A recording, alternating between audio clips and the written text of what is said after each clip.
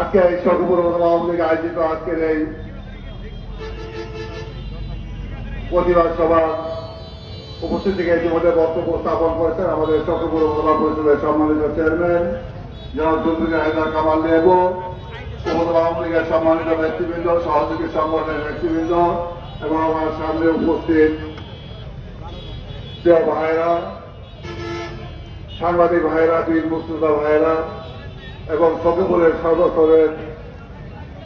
বণিক সমিতির সদস্য, শ্রমিক ভাইরা, সবাইকে আমার সালাম, আসসালামু আলাইকুম। আপনারা দীর্ঘক্ষণ আপনাদের নেতৃবৃন্দের বক্তব্য স্থাপন করে শুনেছেন। আপনারা ইতিমধ্যে উপলব্ধি করতে পেরেছেন এই শান্ত সকপুরকে অশান্ত করার জন্য সকপুর থেকে পরাজিত একটি শক্তি